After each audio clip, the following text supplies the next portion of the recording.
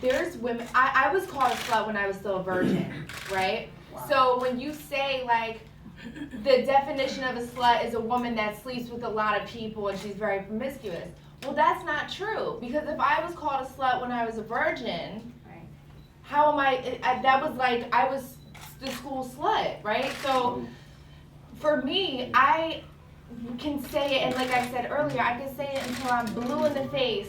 Hey, I never did that. You don't understand. I'm not a gold digger. I'm capable of love. Like, this is really me. It doesn't matter. People are always going to have their own opinions about you. So for me, what takes the pain away and the extreme bullying that I've dealt with is to just say, I'm a slut. It's okay. I'll embrace it and I won't let you hurt me anymore. Yeah, and that's the thing with last year. Last year we had conservative feminists that would come and say, we shouldn't call each other sluts, this isn't right, we shouldn't embrace it, and that was cool. It was like, that was their opinion. Ultimately, we all want the same end goal, right? We just want equality, that's it. So, but we, as feminists, we're different kinds of feminists. We go about it in different ways, and I mean, we had porn stars there last year. A lot of people use porn at their convenience and then see a porn star in the street and just be like, ew, she's disgusting, she's gross. But when you're lonely at night and you put on Pornhub, she's amazing. So, it's like we had the activists, we had, the lesbians that hate men there, those kinds of feminists. We had pro-black feminists from the 70s. I mean, we had so many different types of feminists at Slut Walk last year. It was truly amazing because they all came from different walks of life, but we all wanted the same end goal. And it was a beautiful experience, and I'm happy that you guys get to see it this year if you weren't there last year. Joy, go ahead. Yes. I have a question. So this is great that you're doing this platform. Is there going to be a specific area on the site or on the website where people can get, young men and women can get actual tools and skills to help them? It's great to say it, to be empowered, but how do you help them daily? Where can they go to get whatever skills and tools to give them the power and the strength to move forward? Is there a They can read my book, How to Be a Bad Bitch. I wrote, and people, like, they hear the title and they're just like, ugh. But it really is, it's a bestseller. It's an inspirational book. It gives you a lot of confidence. The cool thing about the book, and I'm not even trying to drop the book right, it's not even about that, but like, it's like, word of mouth made it big.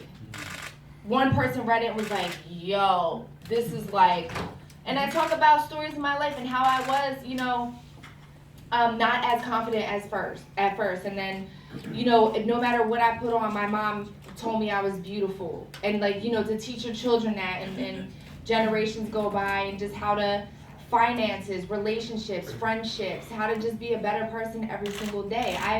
I lived a long life to be 32 years old. I have an old soul, and we can actually add that onto the camera. We can add that onto the website as well. The one woman that I remember the most from last year, when everyone had on pasties and like dressed slutty, it was a Slut Walk. She came in a sweatsuit, and she had a sign that said, "I was raped in this." And it was just so, I was just like, oh, I just got the chills just thinking about it, because she wasn't dressed provocative. She wasn't asking for it. She didn't have on a short skirt. She had on a sweatsuit, a baggy one at that, and she was raped. And it just goes to show you, no matter what you have on, it's not the victim's fault. Yes. It's the rapist. It has nothing to do with the victim. I think, actually, the lady at the back in the white t-shirt, I'm so sorry. Good morning, Had your hand for a while. from Always Relevant TV.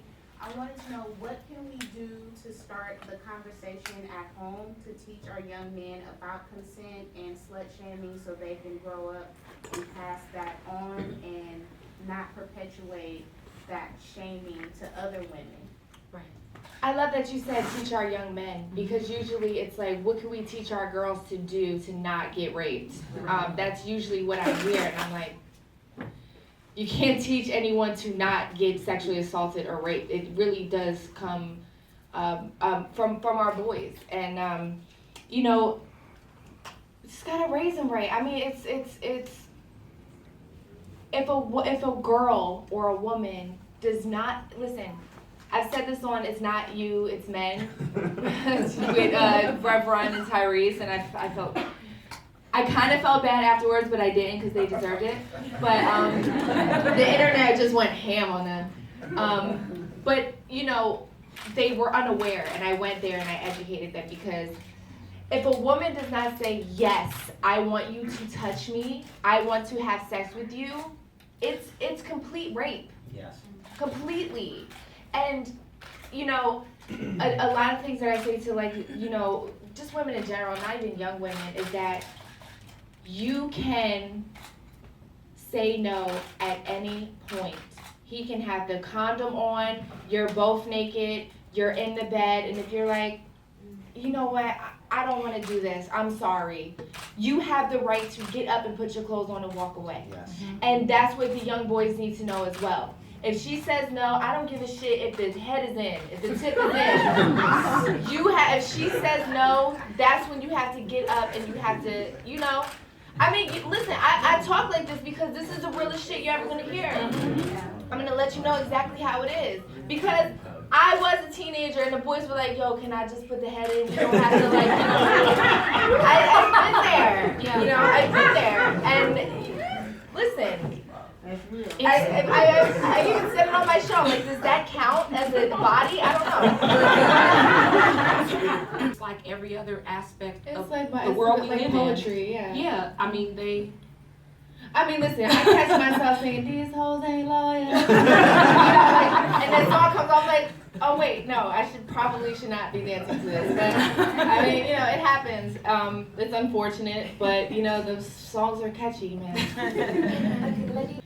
I mean, honestly, just getting people to be enlightened and live for themselves. Like, if you can be a positive person and really live for yourself, not your mom, and I say this, I speak to adults. Let me just be clear. I don't speak to young children because only person I'm raising is my son. So I speak to the parents, I speak to the adults. They raise their kids how they want to. That's not my forte, that's not what I do. But as an adult, live your life for you. Don't please anybody else. You know, you have one life to live, and just try to be as positive and, you know, and try to make a difference any way you can. We got a lot of shit for having Perez Hilton be a host. And the thing of it is, yes, Perez Hilton, sorry, I'm talking like you're not here. But Perez Hilton was a bully. You know, he used to draw cum on people's faces and, like, you know, really, but people change. And he grew into launched an anti-bully campaign, grew as a person. He's an amazing person. And sometimes, you know, I've called women hoes, sluts, a million times growing up, just because I was mad that she got the boy that I liked, or I felt like she was prettier than me, or she got more attention. I'm like, oh, she's such a hoe, she's such a dirty bitch. You know, I mean, I'm from Philly. I, like, grew up with a foul mouth, and, like, I just I hated girls that, like, had, you know, got to have sex with boys that I liked, whatever. But I grew as a person as well, and I have my second chances to be great, and we should give the same respect to Perez Hilton for growing as a person and changing his life.